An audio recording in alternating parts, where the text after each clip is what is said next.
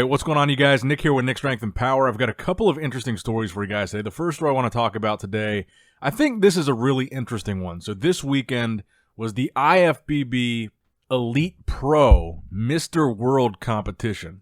Now, the winner of the classic physique portion of the Mr. World competition is a guy that we've talked about several times recently.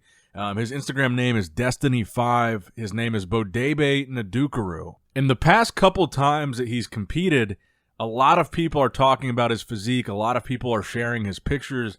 He stirs up a lot of conversation. He's one of the last guys in the other IFBB, the Elite Pro, that has like next level X Factor genetics that really just makes people stop and look at his physique. Michael Krizo was one of those guys. Nexzilla was one of those guys. Rubiel Mascara, the guy that we've been talking about. Good Vito was one of those guys. Just one of these eye-catching, really impressive genetic freaks. And a lot of people like Bodebe's physique in the sense that it reminds them of Andrew Jack's physique. He's really, really round in 3D, these crazy full 3D muscle bellies that a lot of people compare to Andrew Jack. And I think that's what people like about him so much, is just genetically, he's got great muscle insertions, great muscle bellies, and that really just kind of genetic 3D look that a lot of people just don't naturally have. So a lot of people are talking about him right now. Will he be the next guy that crosses over from the IFBB Elite Pro?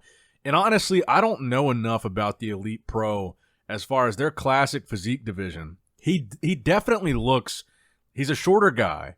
He definitely looks really big for classic physique. So he's not one of the taller guys in classic. So that's not why he's got so much muscle. I'm not sure what their weight limits are in classic physique, if any. Because the pictures that I've seen, Bodebe looks like he's maybe 5'9", 5'10 max. He's definitely shorter than Ramon Dino. But look at the size difference. I mean, this guy has a ton of muscle on his frame. So I don't know exactly how it works over there in the other IFBB. Because I don't think at his height he would be able to come over to this IFBB and compete in classic physique here. To me, he looks too big. So they must have some kind of different weight restrictions. Or maybe they don't have any. Maybe it's just by height. I don't know. They definitely do things a lot different over there, and that was part of the reason for the split of the two IFBBs. But he looks incredible. I would love to see him cross over. Honestly, like I said, I think he's probably too big for classic physique here. I don't see him. There's no way he weighs. There's just no way. He looks to me like he would be really good in 212 here. I don't think he's big enough for open in this IFBB quite yet.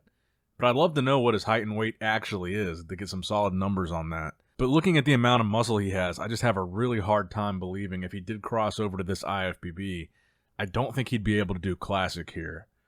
But let me know what you guys think in the comments down below. If he were to come over to the IFBB Pro League, how do you think he would do? Do you think he would fit well in classic, 212, open, or maybe none of the above? He certainly seems to be a guy whose star is really rising in the Elite Pro.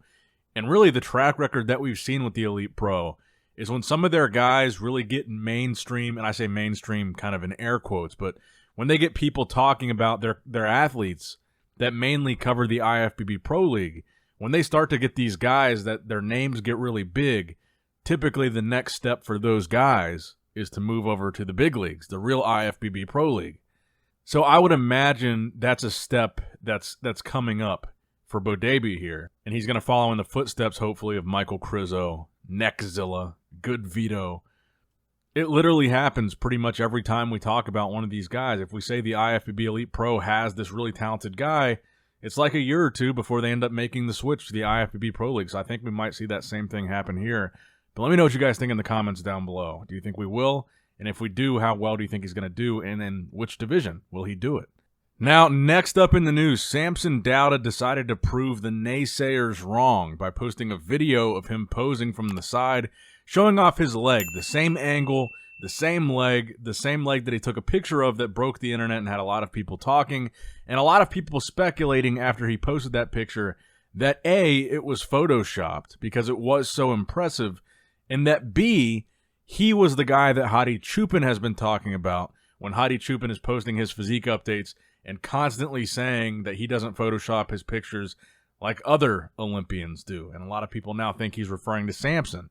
Now, obviously, in this video, Samson's leg looks just as big, just as impressive, just as round, full, and detailed as it did in the picture, but you can see it in motion here, which is important because you can look at the lines around it, and you can see that there's no lines when he's moving the phone, when he's moving the camera. There's no lines that are warped or distorted or bent that would suggest, and again, it's much harder to Photoshop a video than a picture, but it is possible.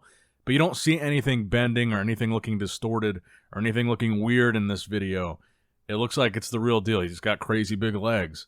And I think this video kind of proves that that picture was legit. As unbelievable as that picture looked, it looks like it was legit. Now, Samson, I think he's going to be making a really solid run at that top 3 at the Olympia this year. And I think he's going to give these guys a real, true test and a real run for their money. I think he's improved a lot since the Arnold Classic. That looks to be pretty evident based on some of these updates. And I think he's definitely improved a lot since the last Olympia. And I think that's evident here as well. And I think these guys are going to have their hands full trying to keep Samson out of that top 3. There's really no way around it. The guy is a monster. And he's going to be pushing Nick. He's going to be pushing Derek. He's going to be pushing Hottie. I think he's going to be right there in the mix with those guys. And I think he's going to look good by comparison.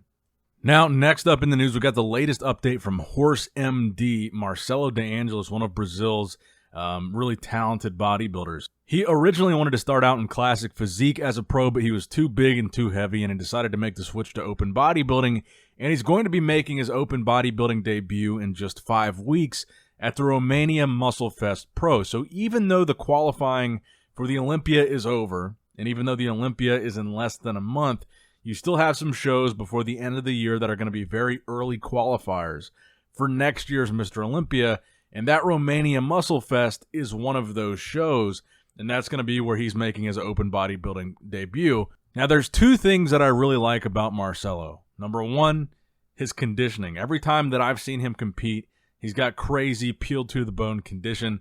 And number 2, he's got a very, very aesthetic physique. He's not a mass monster. He's not very freaky, but he's got a good amount of size, and he always looks really streamlined and aesthetic on stage. And I have a feeling that because he's from Brazil, and the Romania show is a show that he's doing and easy for him to travel to, it's obvious now that we're not going to see good Vito at this year's Mr. Olympia. The last 2 qualifiers just passed. You had the Allegiant Sports Festival, the Olympus Pro in Italy. Vito did neither of those shows. So my bet would be that we see him at the Romanian Muscle Fest. It's easy to get to from Brazil. I don't believe it requires a European visa. And I think at that show we could see 2 pro debuts in both Good Vito and Horse MD of 2 guys that have been very hyped up online. And 2 guys that we haven't seen compete in almost a year, if not over a year. I've got a really strong feeling that we see Vitaly show up at this show to face Horse MD and try to get the early Olympia qualification for next year. Now, the final story that I've got for you guys today, Brett Wilkin, unfortunately, is out of the 2023 Mr. Olympia. And I say unfortunately because some of the updates that we've seen from him, I thought looked really impressive. He looked really on track. He looked like a guy that would be a serious contender to be a top 10 Olympian. And I think it would have been something that he deserved here. Some of the stuff he was posting, like I said, looked really impressive at like 7, 8, 9 weeks out. But I guess he's been having some digestive issues towards the end of his prep and decided to back off and pull out of the Olympia, which, again, very unfortunate, but I hope the best for his health. And I hope that he's able to figure out whatever's going on with him and go back to the drawing board, and maybe we'll see him next year. But I'll play his video in his own words, detailing the reasons why he's out. What's up, everybody? Unfortunately, this is going to be one of the harder videos I've ever had to make before. It took the last few days to actually bring this all together and talk about it with the decision. But with that being said, I will not be competing at the Mr. Olympia here in 4 weeks' time. Probably the hardest thing that I can say, because I've spent now it's been a year, preparing for this moment, this weekend coming ahead, and a huge goal of mine. As you know, I spent the last 8-9 years coming for this, and it kind of all fell apart on me. But just to give you some detail, I can't spend the next 15 minutes talking about what transpired these last 7-8 weeks, more like 5-6 weeks, I guess. But to make long story short, the body was not responding as it should be from the get-go. Had some early red flags and just kind of hid that. And then that progressed into me, not being able to keep food down, keep meals down.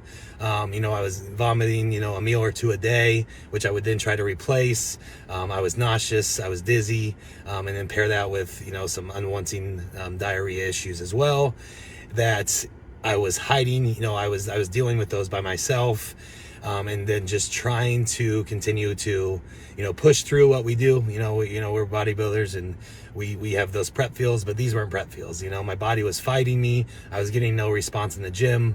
And it came to a breaking point, a very, kind of an ugly breaking point that, I had to address it with not only Matt, but, with the people around me, obviously Ivana. And we made the decision probably 2 weeks ago to just kind of, back off of, everything involved with the prep. I haven't trained in 14, 15 days. And I have mainly just because I haven't been able to eat. And if you know me, if you know my history, I am somebody that has to eat a lot of calories, even on prep. I have to eat a lot of calories to keep on the size on my body, the size of the muscle density, and because I have a high metabolism. And I wasn't able to do that. So it was just became a mental thing as well, because I was sitting there, I was, trying to replace the meals that I was vomiting, and it just became a vicious circle of not having enough nutrients, to push the training. And so that was going bad. And then my body weight started to drop. I think I was lost 15 to 17 pounds in this last 2.5 weeks. So I'm already lower body weight wise than what I wanted to be, even on the Olympia stage. So overall, it was a very, very unfortunate events that led to this decision. But it's something that I need to take into account my family, especially being a new dad to a little child. I didn't think I could push through the next 5 weeks. Not only physically, but mentally, it was just a very, very hard feeling of constantly trying to replace meals, replace food, and just a battle all day long that came, like I said, into the mental side of things with stress and anxiety. And it just became kind of a dark, deep circle that I needed to get out of. So that's where we're at. And, I've spent these last 2 weeks. That's why we said we haven't been doing any training. I've been doing a lot of extensive blood work. I got a GI map coming. I'm going to look into some, parasital bacterial infections as the next step. And just, I have a good team behind me looking at everything,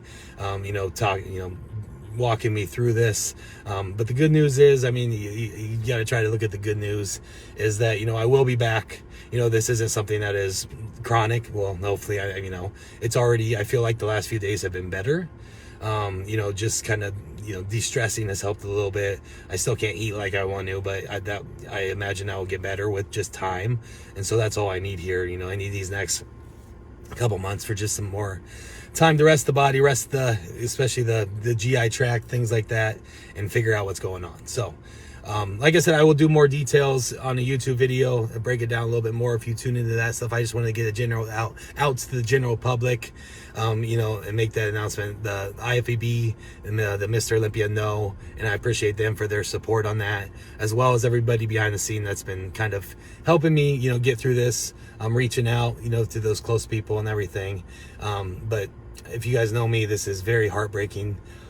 Like I said, I've spent the last 10 years not missing a meal, not missing a training session, getting ready for this, ideally, right? So this was the main goal, and it doesn't mean it won't come back. This is just going to drive me next year to do more.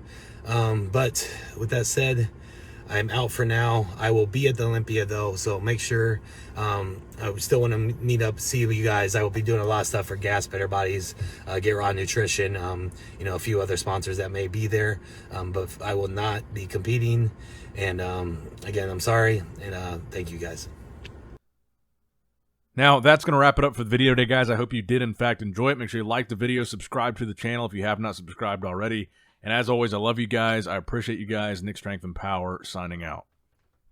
All right, guys, don't forget to click that like button and subscribe to this channel if you enjoy the content. Also, check out my Instagram at NICKS&P. my Facebook page, which is simply Nick Strength and Power, my secondary YouTube channel, Nick Strength and Vlogs, for vlogs and bonus content that you will not see on this channel, and consider subscribing to my third YouTube channel, Nick Strength and Pokemon, which is all things Pokemon and trading card games, completely unrelated to this channel. So if you're into that, give that one a look. And all links to merchandise and social media will be in the description box below. If you guys want a Nick Strength and Power t-shirt, that will be in the Shopify link below. Have a great day.